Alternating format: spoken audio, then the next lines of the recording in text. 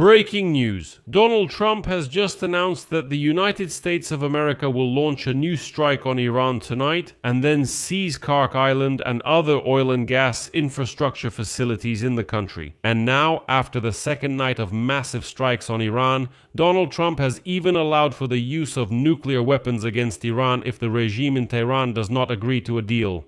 This information was reported today by American journalist Seymour Hersh, citing data from the White House Situation Room.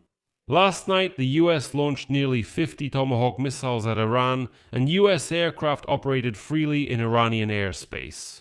US military officials stated that they struck Iranian radar stations, communication systems, and air defense facilities across Iran. And by the way, that's not an exaggeration because Iran was truly burning last night. In response, Iran once again closed the Strait of Hormuz and launched missiles at American targets in the region. At the same time, Iran accuses the US of allegedly destroying a drinking water reservoir and attacking a civilian vessel in the Strait of Hormuz, resulting in the deaths of Indian citizens, which has already sparked a new international scandal between America and India. But in the meantime, Trump keeps raising the stakes and hints that a massive attack on Iran had been planned for a long time, even though the formal reason for the attack was Iran shooting down an American helicopter on Monday. In Tehran, it was confirmed that despite the renewed shelling, negotiations with the US are indeed continuing. And the Iranians are demanding a ransom of $12 billion from the US for Iran to actually start proper negotiations on the nuclear program and agree to end the war. My name is Pechiy. Let's discuss these topics together. But before we start, please subscribe to this YouTube channel, like the video, leave any comment, and be sure to subscribe to my Telegram channel Pechiy News. The link to it is in the description of this video. There we publish breaking news as it comes in. So, American forces are striking Iran for the second night in a row. In Washington, they openly admit that the goal of these attacks is to force Tehran to surrender and sign an agreement with the US. The US military stated that they struck Iranian military surveillance assets, communication systems, and air defense facilities across Iran. Explosions were heard in cities near the capital, Tehran, including the Karjak facility, Minab, Nazarabad, and Karaj. Other targets of the US strikes were located near the Strait of Hormuz, including Sirik, Bandar Abbas, Keshem, and the very same Kark Island.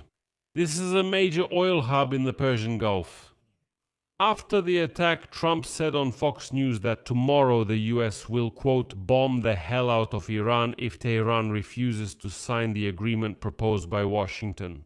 And today, Trump's language went even further and he said verbatim, "We'll bomb the shit out of them."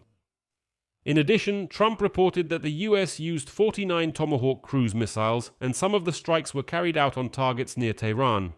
The US president also stated that American fighter jets operated in Iranian airspace, destroying radar stations and air defense systems. In addition, Trump reported that high-ranking Iranian officials contacted him during the night and asked to stop the bombings. In response, he stated that the strikes would end soon. And now I'll quote the journalist who spoke with Trump live on Fox News. "I asked what would happen if the Iranians didn't want to sign what the American negotiators proposed. President Trump said, and I quote, 'Tomorrow night, we'll bomb them to hell.' Thus, the president is keeping the military option on the table if the Iranians don't want to sign this agreement voluntarily, which will ultimately open the Hormuz Strait and guarantee that they won't be able to develop a nuclear program to create a nuclear bomb. And earlier today, Trump stated that the US would launch a major strike on Iran tonight. And then they will seize Kark Island and other oil infrastructure facilities in the country. And now I'll give you the most important quote from Donald Trump.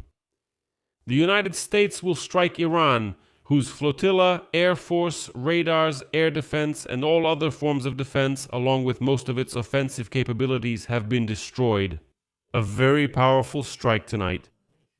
At some point in the near future, we will occupy Kark Island and other oil infrastructure sites and take full control over their oil and gas markets.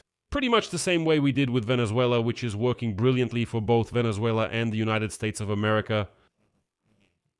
Moreover, American journalist and Pulitzer Prize winner Seymour Hersh stated that, according to information from his sources in the White House, Trump asked his subordinates about the feasibility of using nuclear weapons against Iran. He claims that Trump discussed this week how realistic it would be to strike Iran with nuclear weapons if they refused to come to an agreement even after a new round of bombings. The journalist claims that the conversation was about strikes on underground missile production facilities in Iran. The president also had the idea to warn the Iranian authorities that Washington is seriously considering the possibility of using nuclear weapons to force Iran to make concessions.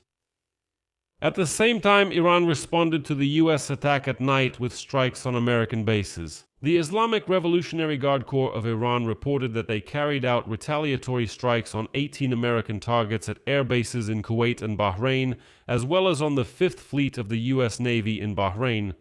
Later, the Islamic Revolutionary Guard Corps reported that for the second night in a row, they struck the Al-Azraq air base in Jordan, launching 12 ballistic missiles at it. In addition, Iran's Joint Command also warned that it would open fire on any vessel attempting to pass through the Hormuz Strait. Iranian media are now reporting that 2 American vessels came under fire. The United States Central Command denied the report about the closure of the strait and stated that none of its vessels had come under attack, adding that commercial ships continue to pass through the strait despite Iran's threats, which is not entirely accurate. Iran is now accusing the United States of inhumane methods of warfare.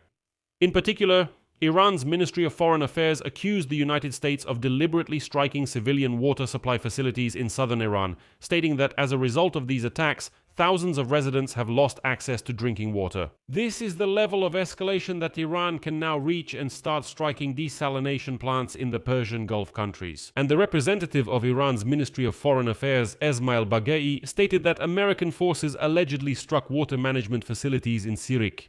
And this morning, the Iranians showed a photograph of the remains of American missiles that were allegedly found at the site of the strike on the reservoir. And next I'll quote Baghaei. The United States is deliberately striking targets that are vital to the Iranian people.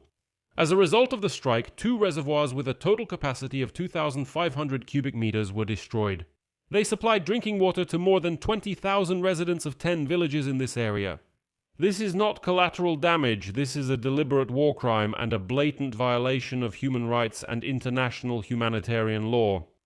At the same time, today, Indian Minister Sanawal stated that as a result of the US strike on an Iran-linked oil tanker in the Gulf of Oman, the bodies of 3 Indian sailors were found. And now India is calling on the US to stop the war? Such an open conflict and the US strike on a vessel with Indian citizens on board essentially risks further aggravating the already tense relations between New Delhi and Washington. The US Central Command stated that an American aircraft fired precision munitions into the ship's engine room after the crew repeatedly failed to comply with instructions from US forces. The US Central Command's statement said that the Setabello vessel was stopped as part of an ongoing blockade targeting ships attempting to transport Iranian oil. In addition, Iran stated that a cargo ship allegedly carrying essential goods was also hit by an American projectile while en route from the city of Hassab in Oman through the Strait of Hormuz to the Iranian city of Sirik. Later, Iranian media published a video showing that the ship was already partially flooded. In response, Iran declared that from now on, the Strait of Hormuz is closed again. And now President Trump has already accused Tehran of playing games in the negotiations and stated that if the US has to negotiate with bombs, it will. But it is worth noting that negotiations are indeed still ongoing. This fact has already been confirmed by Pakistani mediators. It is also known that this morning a Qatari delegation left Tehran, which had spent the entire previous night during the shelling negotiating with the Iranians. A little later, US Secretary of War Pete Hegseth also confirmed that the US is ready to continue bombing Iran until it agrees to a deal. Here is a quote from Pete Hegseth. "Tonight, Central Command will be busy again because we are going to hit Iran hard. Iran has a chance to make a good deal, but they don't want to do it. Our troops are going to strike key targets in Iran." This is not being done to restart the war, but to set the terms of the deal. If we have to negotiate with bombs, we will negotiate with bombs.